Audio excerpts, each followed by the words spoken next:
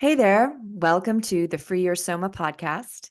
My name is Aimee Takaya, and I am your guide in releasing chronic tension, stress, and pain from your body and coming back to your full, free, and alive self.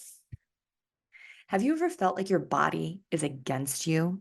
Have you ever felt like, despite your best efforts, doing all the right things, you still can't seem to get it right and feel comfortable and safe in your own body? I'm going to be sharing today about my own experience through that difficult journey. And we're going to be busting the myth that your body is broken. Your body is not broken. Your body has been trying to communicate with you. Stay tuned to learn about what your body might be trying to say.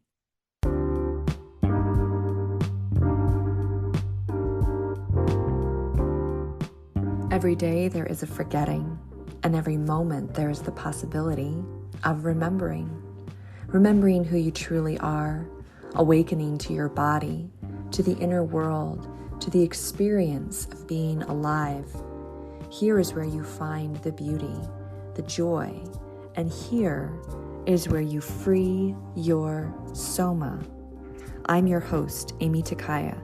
I'm here to help you move from pain to power, from tension to expansion, and ultimately from fear to love. Hey, everybody. So, your body feels tight, sore, painful, and all you did was sleep all night.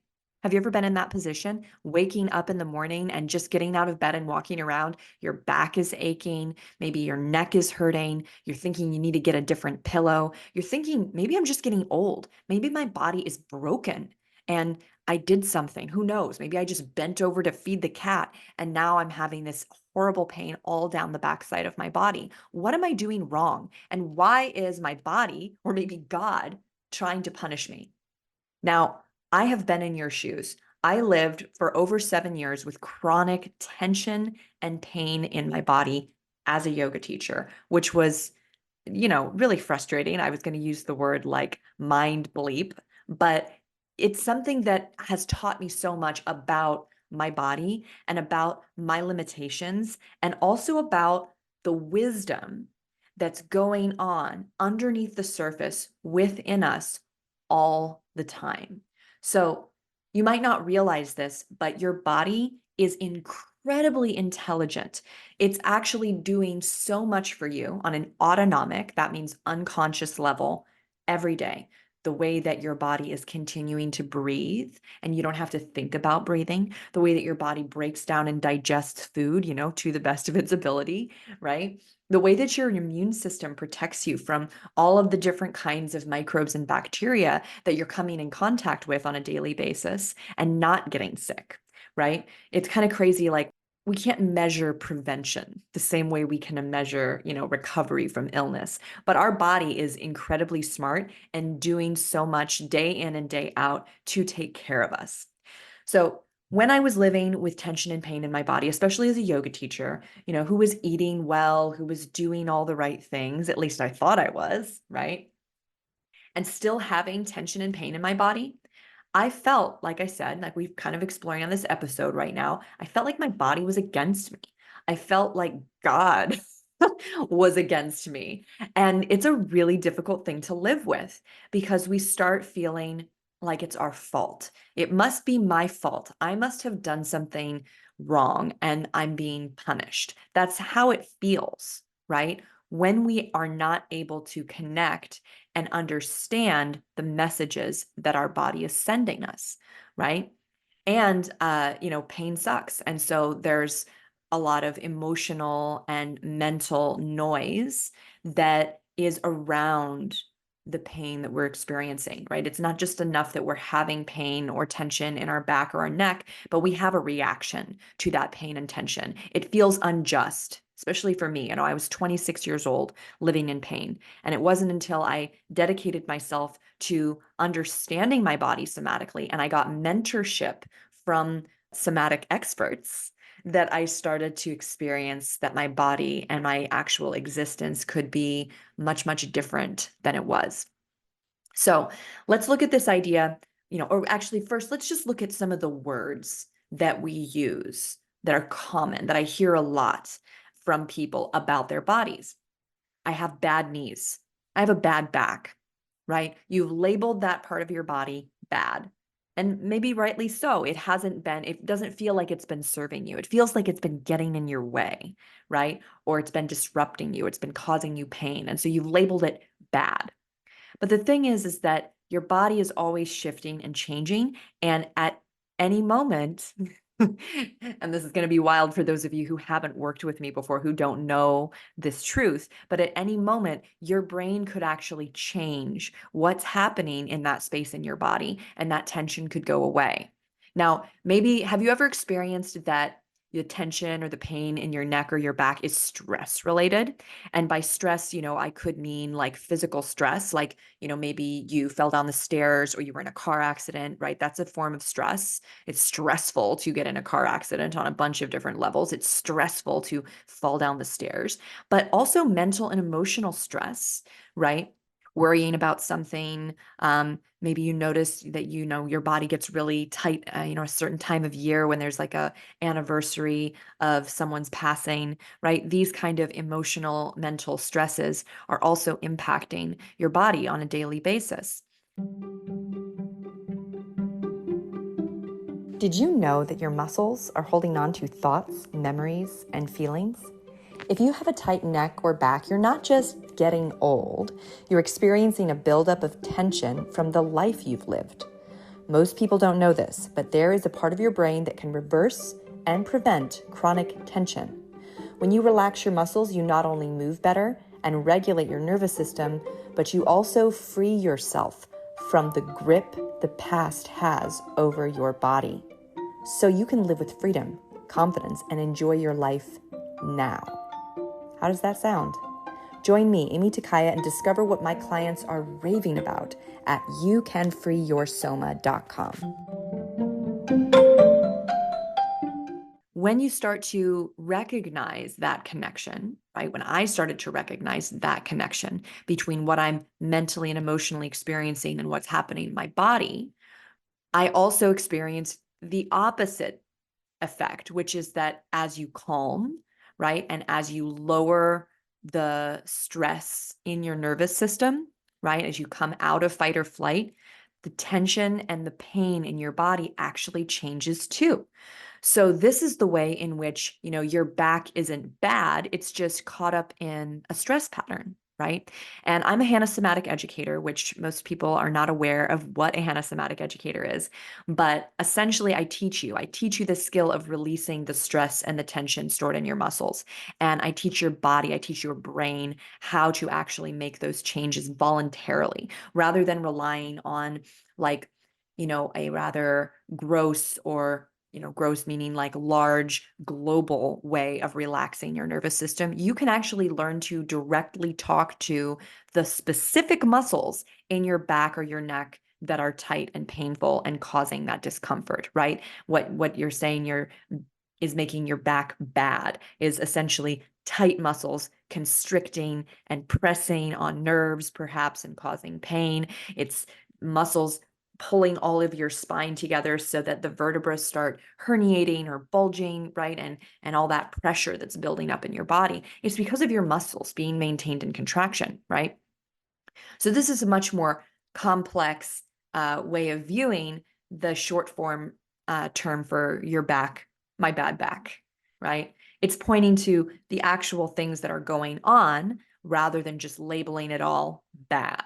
And I understand that we have short form ways of expressing things, but when we kind of gloss over what's actually happening and just make blanket statements, especially something like bad, right?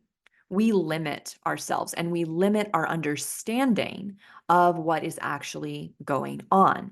So if you find yourself kind of caught up in making these deterministic statements about your body or about yourself, ask yourself the question, am I limited by this? Am I limited by perceiving that I have a bad back? And what would it feel like to recognize that maybe there's something going on in my back that my back is trying to communicate to me about? Or, and for those of you who are familiar with Louise Hay's work, You Can Change Your Life, right? And this idea that, different maladies or physical experiences have like a spiritual, mental, emotional undercurrent, right? Like a meaning. What might your bad back be trying to communicate to you, right? Your bad back be trying to communicate to you about how you're living your life, right? What might your body be trying to get your attention about, right? It's it's an interesting thing because when you start this dialogue, when you start asking that question and then you start getting the answers, it's a lifelong journey of communication, of learning to communicate with that part of your body. So, how to go about this, how to go about starting that communication. Well, one, let's make a little list of the things that your body could be trying to communicate to you about, right? Number one, you're tired, right? You're simply exhausted. And maybe as I'm saying this, you already recognize that. You recognize that your need for rest has not been fully met, maybe for a very long time, right? And I used to think that rest was simply sleeping. It was like what I did when I closed my eyes at night. And then it became very stressful when I went through periods of time where I was unable to sleep very well, right? Have you ever had that, not able to sleep very well? And then not sleeping is causing stress and anxiety because you're, you know, laying in bed thinking about how you're going to feel like crap the next morning, right? When you rest, it doesn't have to actually be sleep. It literally can just be not standing up, not sitting up anymore. That is rest. Laying your body down on the floor, on the bed, closing your eyes to stop taking in information through your senses, right? Maybe putting on some relaxing music or no music, putting in earplugs. I love silence. I love it. Not everybody does. I understand there are people who actually relax more when there's noise, but I love silence. And so putting in some earplugs and just being quiet with myself, doing my somatic movement practice, right, is a beautiful, beautiful way to get rest. And other forms of rest might simply be putting your feet up. It doesn't have to be as complex as doing a headstand or doing yoga, right? You could just lay on the couch and elevate your feet, right? That's rest and reducing the amount of stimulation that you're taking in. So, how many times throughout the day do you actually just lay down and put your feet up? How many times throughout the day do you just go and lay down in your bed for 15 minutes, right? Many people are not getting the rest that their brains and their bodies need. And this is a big part of the pain and discomfort that their body is trying to alert them to, right? Is that the muscles are simply being used too much. And now, you might be saying, hey, but I work at a computer desk all day. I live a sedentary lifestyle. I stopped going to the gym, right? The thing is, sitting upright in a chair, concentrating on something at your desk for 5 to 8 hours is actually a lot of muscular work. Now, you might not think that it is because it doesn't feel like going on a run or walking. It's a very static kind of muscular work. But just to sit upright in this chair right now, there are muscles along my spine, my paravertebrals, that are maintaining contractions to hold me up. And then if I'm leaning my body forward to look at a computer, then there's additional muscle contraction going on in the front of my chest, in my neck to support the weight of my head. And then as my body pitches and leans forward, those muscles in my lower back space are working even harder to keep me from falling forward, right? To keep me upright. So sitting in a chair is actually effort. It's a tug of war kind of effort. And the way you'll notice that the muscles have been doing something is when you get up from sitting in your chair and you're tight. You're tight in your hip flexors. Maybe your lower back feels tight as you're walking around. Maybe it's literally hard to stand up straight, right? You've got that tech neck and you're leaned forward. It's because your body was contracting and doing muscular effort this whole time as you've been sitting there for 5 to 8 hours. So, one of the biggest mistakes that people make is when they're having a lot of tension and pain in their body, they think it's because they're sedentary and they need to move. Now, they're not wrong. If they move their body, there's a chance that, some muscles will remember to lengthen and relax, and other muscles that weren't contracting will remember to contract. Movement is medicine, absolutely. But the challenge here is that if you have hypertonic muscles, you have muscles that are extremely tight in your body, and then you get up and you go for a run or you start going to the gym, you can actually increase your tension and pain, and you can actually injure yourself, right? And we know what happens when you injure yourself. You're limited in your ability to move around and do things. So if you're someone who's listening to this who has a bad back or a bad neck or bad knees, what you might actually need is rest. What you might actually need is some kind of active relaxation and rest to get your body back to a baseline tension that is not so high, that is not causing there to be stress on your ligaments and tendons and nerves, right? Now, of course, my favorite form of deep rest is Hanna Somatic Education. And for those of you who don't know what it is a little known modality of neuromuscular release. So like I said, kind of a little bit earlier on this episode, you can get your brain to turn off the tense, tight muscles in your body that are causing pain. Now, most people don't know about this, but when I talk to someone who knows about neuroscience, or if I talk to, someone who studied neurophysiology, like a doctor or something, right? I can explain to them how this works, and it makes sense. And they usually nod their head and go, "Oh, yeah, cool." But the thing about this, and pretty much the thing with everything, but especially somatic practices, is that you can't really know what it is until you experience it. Once you've experienced it, you know what it is. And the thing is that it takes experiencing it more than once. It takes a few times of experiencing it to actually get what this is on a sensory motor level, right? On an internal, understanding, felt sense kind of experience in your body. Because the thing is that, when we're working with your muscular system, we're working with layers and layers of muscular conditioning and contractions that have been accumulating over time. Your bad knee, right? This bad knee that's just wearing out, right? I hear that from people too. That's another myth I'd like to bust. It's like, it is wearing out, isn't it? It's wearing out because it's not getting proper rest, right? It's not getting proper nutrition because the muscles are so contracted all the time, and they're just slowly, gradually getting tighter and tighter. And the truth is that your brain can turn that off. If you took a hot shower or hot bath, ooh, it's a little more relaxed, right? Ooh.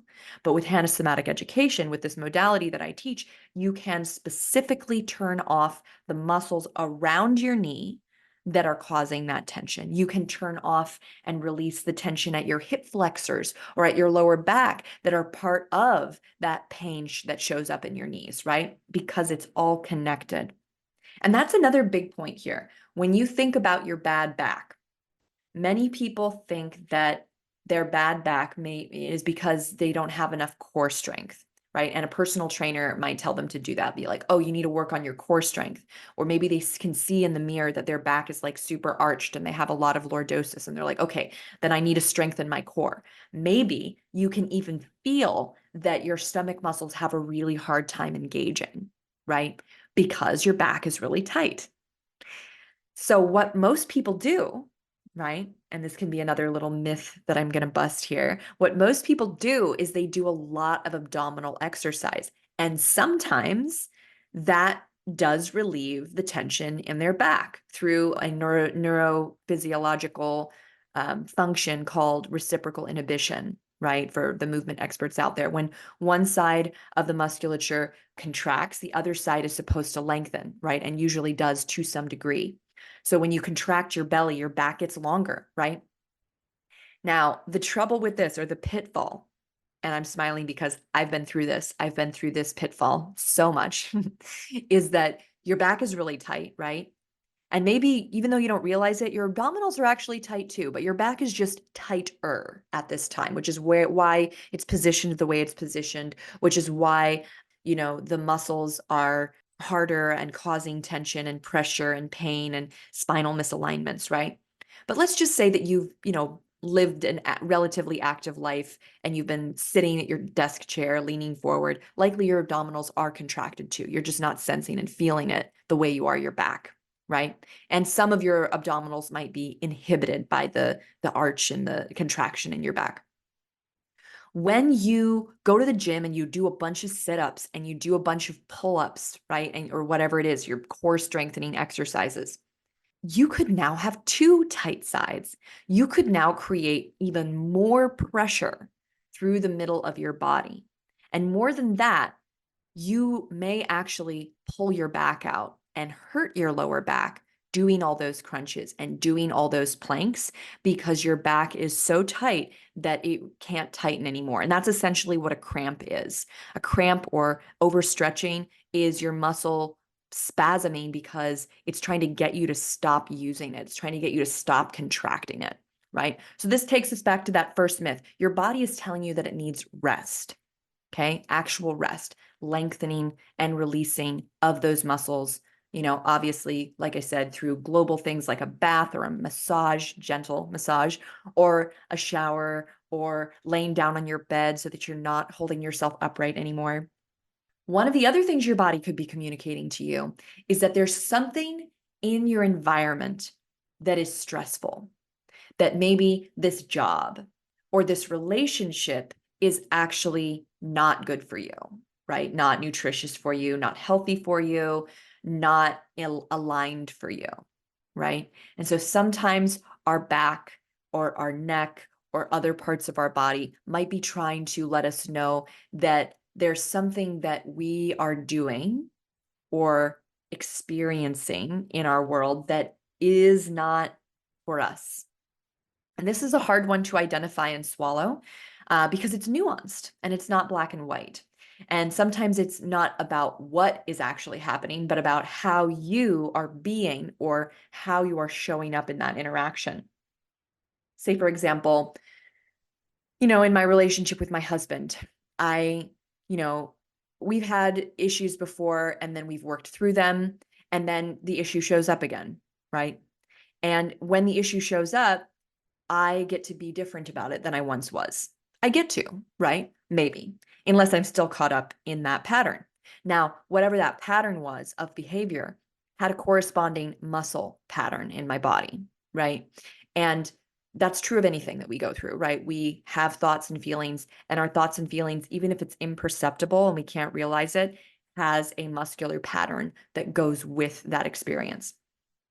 So if my husband says something that triggers me, and upsets me, there's muscle memory in my body that reminds me of other relationships or other people or other times in my life where I felt, dismissed or something like that, right? Or I felt undervalued. And that comes with a muscle pattern. And so, as I'm getting upset about whatever's happening or whatever I'm perceiving in my relationship, I might start feeling that somewhere in my body. I might start feeling that in my stomach. I might start getting a stomach ache, or maybe I'm starting to get a headache as I'm thinking about this and I'm feeling, this frustration in the relationship. Now, that doesn't mean that I should jump ship and get out of that relationship necessarily, right? Now, obviously, there's some circumstances where maybe that is what you really need to do. But in this circumstance, it's actually telling me what is unhealed in me, what is unprocessed in me, and what's showing up to kind of be worked through and released.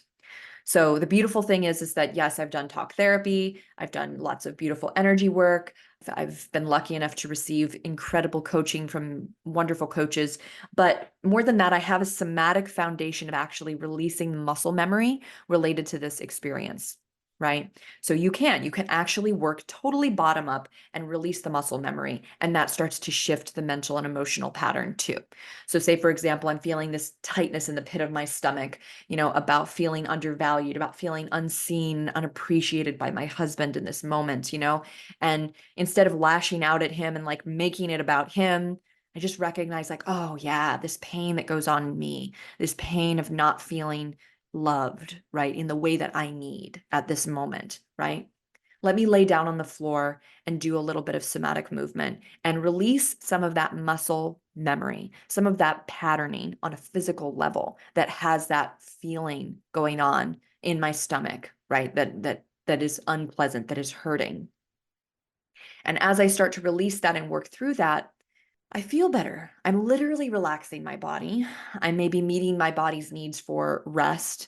I'm giving myself something tender and loving. I'm showing my body support. I'm taking a little action in the direction of feeling better, right? And as I stand up and I come back to my husband and the situation, without that same clenching, gnawing feeling, maybe the pain or the sadness or the upset feels different. Maybe he appears different to me, right? Maybe there's more space for me to have compassion for both of us because I'm not caught up in the pain of the experience in the same way. I'm not being clenched so tightly by the experience in the past, right?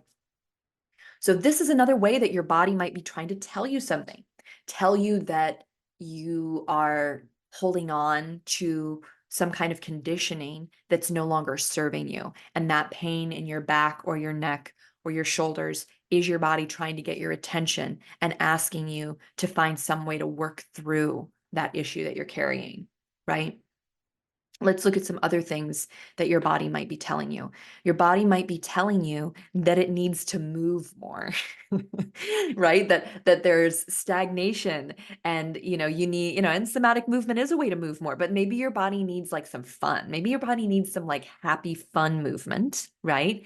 Which is also another form of love that we can give our bodies. Maybe your body needs some good music and some dancing and some joy, right? Maybe your body is asking for touch, right? That's another one. Maybe your body is feeling touch starved and needing that feedback, needing that hug, needing that loving attention from somebody, right?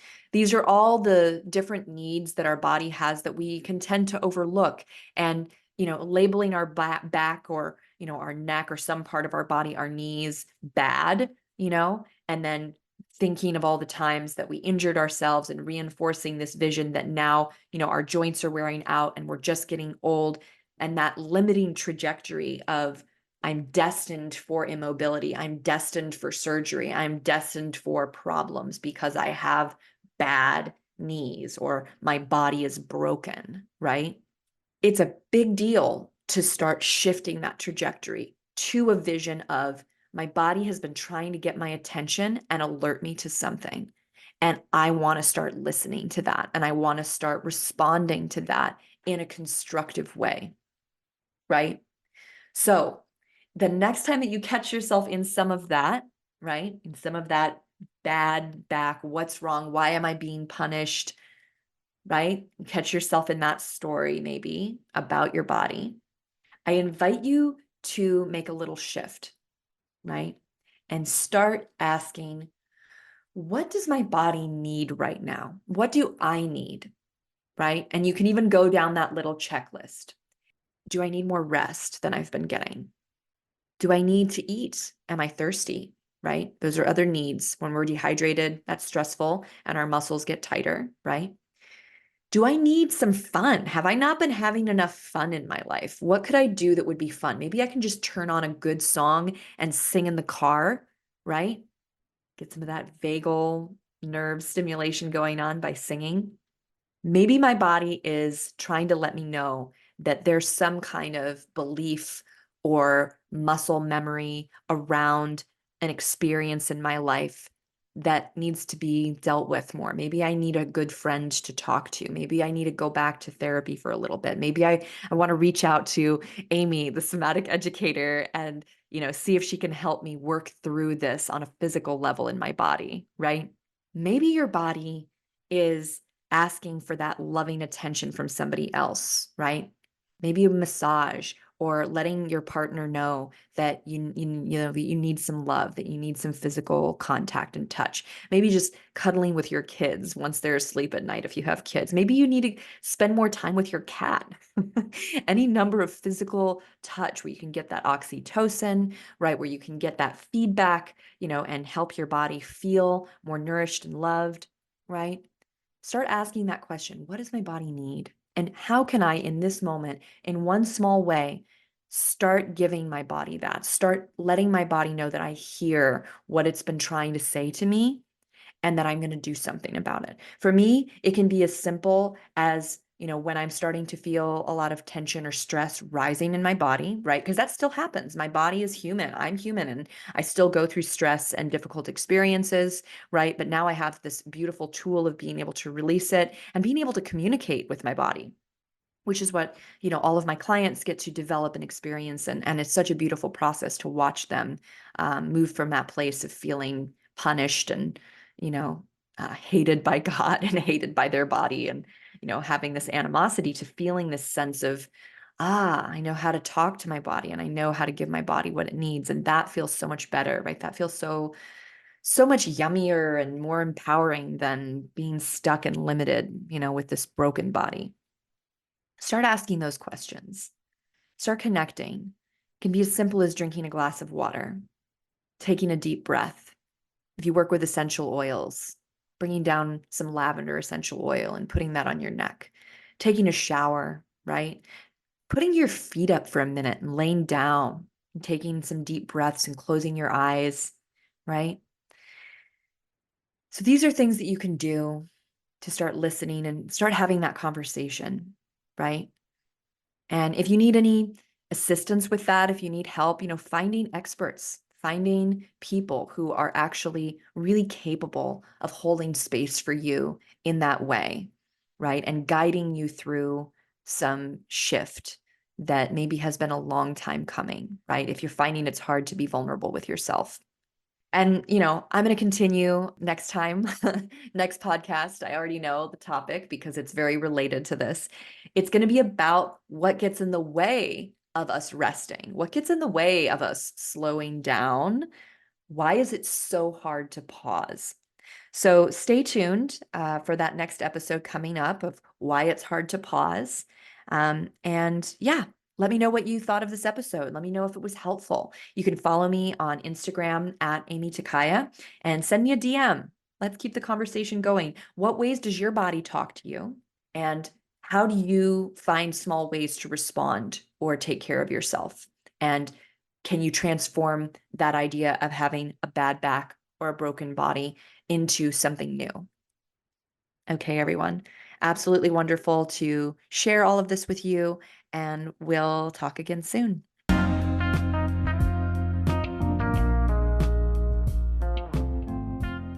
Hey there, friend.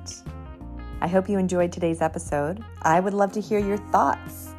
Follow me on Instagram at Aimee Takaya and send me a DM about this episode. I'd like to thank you for being part of this somatic revolution. And if you'd like to support the podcast and help more people learn about somatics, consider leaving a review or a rating. And finally, if you'd like to have the experience of relief in your tight hips or back and learn to understand what your body is really saying to you, visit youcanfreeyoursoma.com. I can't wait to share with you what is truly possible. Bye for now.